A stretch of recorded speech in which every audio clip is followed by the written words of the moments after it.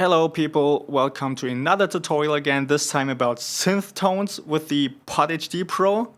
The best way I figured to make this tutorial is I just show you some of my tones and the basic setups and the essentials about those synth tones, because you can get a lot of different synth tones out of the Pod HD Pro. And showing you each one in detail how to build them is not going to work out to make in one tutorial. So I'm just going to walk you through it rather quickly and rather basically, so you have a general idea and you can use those ideas to make your own synth tones. Without any further ado, let's go right ahead. As you can see here, I have quite a bit of stuff already dialed in.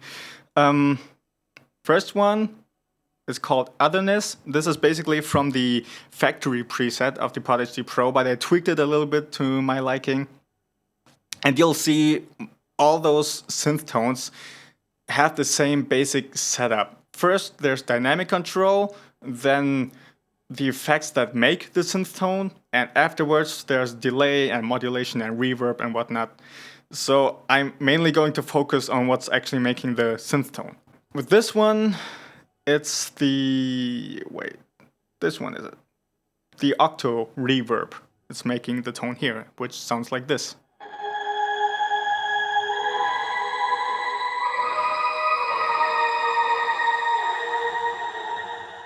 And as you can see, there's no amp going on.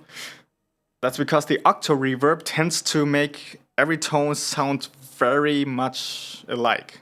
It makes everything sound the same, more or less. There's no need for an amp really. It only takes up more DSP.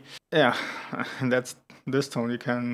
You'll see all the settings here. You can try them out yourself. You can tweak around a little bit with them. Afterwards, there's a stereo delay, just adding a little bit more of stereo width.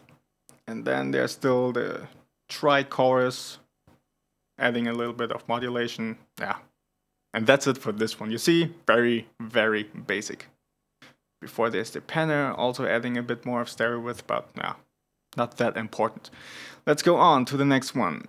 Synth 1, I called this. I used this tone for my Ragnarok cover, actually, and it sounds like this.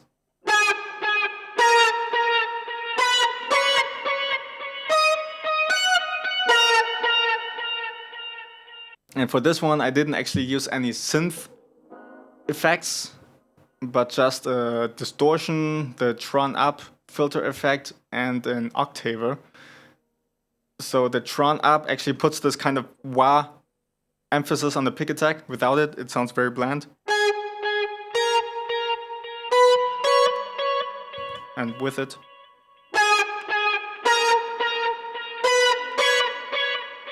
And then for distortion, I use the facial fuzz. Without it, it sounds like this.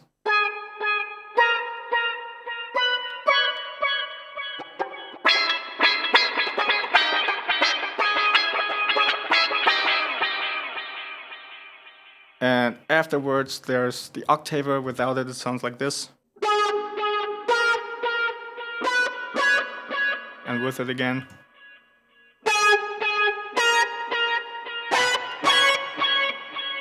Yeah, that's that.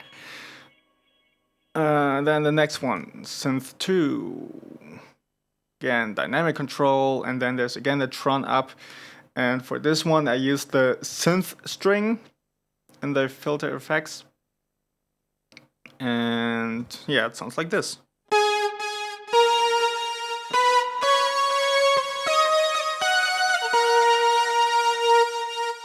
I actually blended this one with the Synth 1 tone for the Ragnarok cover.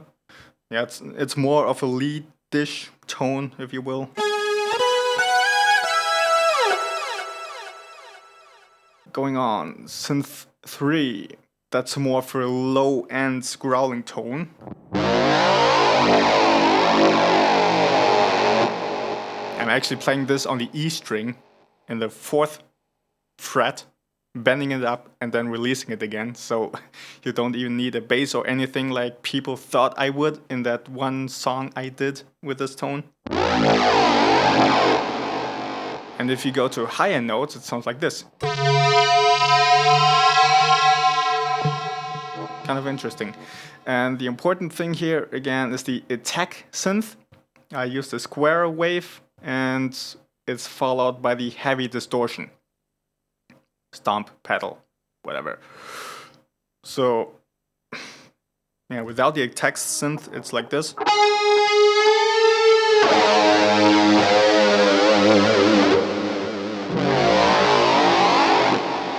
See, and without the distortion, it sounds like a fart.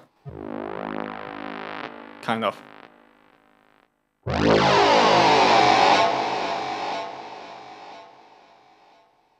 Okay, then afterwards there's just a little bit of EQ, filtering, and then again modulation, delay, and reverb. Yeah. Then I made more of a dubsteppy growl tone in here. Yeah, sounds pretty rad. And for this one I used the attack synth twice in parallel. The first one has the square wave, and the second one the ramp wave. The one with the square wave, I put the shift to 0, and the one with the ramp wave, I put the pitch to 50%. Again, followed by the heavy distortion and all the other normal stuff. Yeah, and that's what's creating this sick, monstrous tone.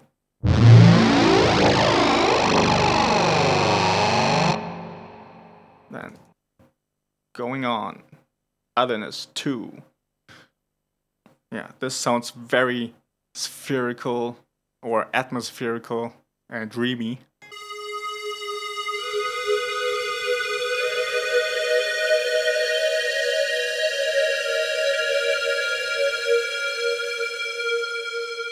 Here I again use the attack synth with a square wave, and it's followed by the particle reverb with the dwell at 0, gain at 100%, and mix at 100%, and the condition is stable. And this particle reverb is just phenomenal. I love it. It adds this very dreamy character and this sense of endless space. I love it.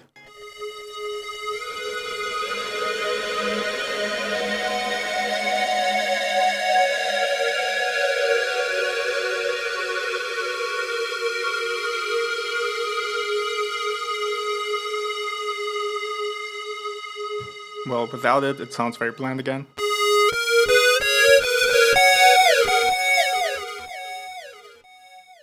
And without the attack synth, it sounds like this.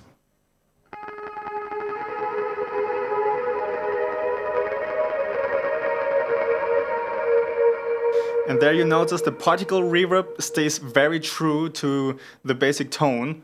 With this one again, you can use amps and cabs and whatnot. The next one, Namaste, is basically also from the factory presets, and I tweaked it a little bit to my liking. What's more important for this one, or what I find most interesting about this one, is the use of delays. It has one stereo delay, with the one side set to half a note and the other one to a quarter note, and it's followed by a normal delay, or in this one it's a digital with modulation, and this is a dotted quarter note. So the second delay actually always comes in between the stereo delay, and this makes for a pretty cool effect.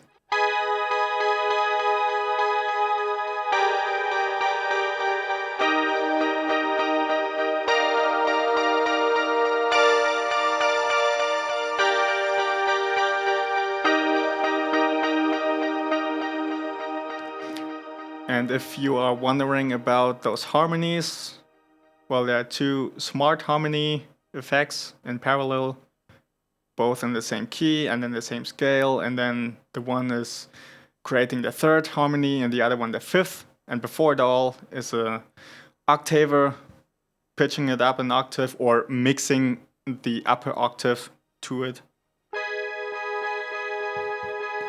creating this cool tone. And then, let's go on. Synth Growl, okay, that's this one.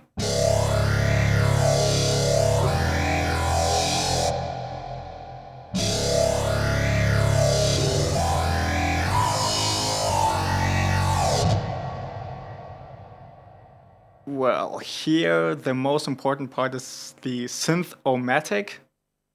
Also again from the filter effects, the wave is the number 5. It's followed again by the heavy distortion. So without the synth-o-matic, that's what it sounds like.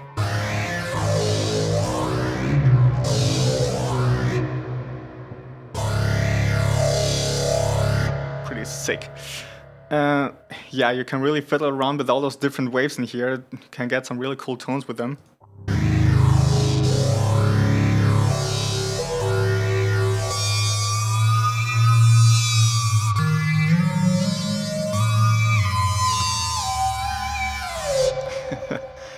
Kind of awkward.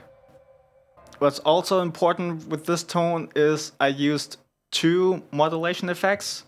First a phaser and then the analog flanger.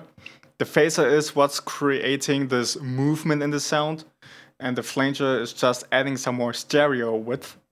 So without both of them, it sounds like this.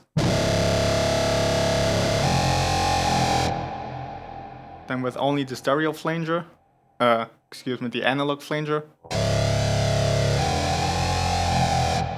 And then the phaser. Yeah, that's it. Then let's check the clean ambient.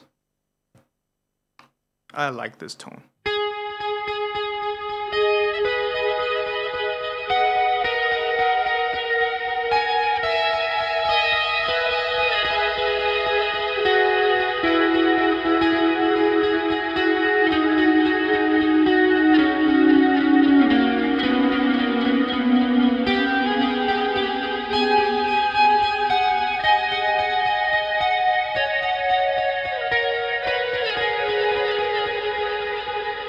So this is a usual clean tone, and I put the particle reverb on path A and then 2 delays, like in the Namaste preset, on path B.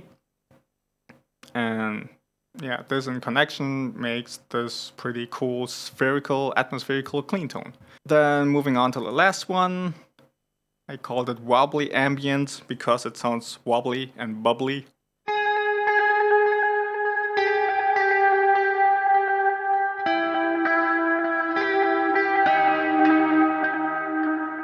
So it's just again a basic mid-gained or more clean tone. But what's important is I put the echo platter delay here in the back, and I put the mix to 100% and the feedback to 0%, and the tempo really fast. So I basically only have the effect this echo platter creates on the tone, but it doesn't add any delay on its own. There's just a normal delay here, the analog echo before it. And this echo platter creates this kind of broken sound. Without it, it sounds like this.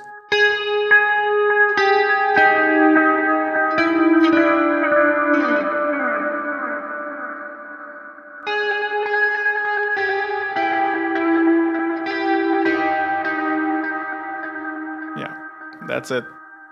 Wobbly Ambient 2 is just the same thing, but with a more gained tone.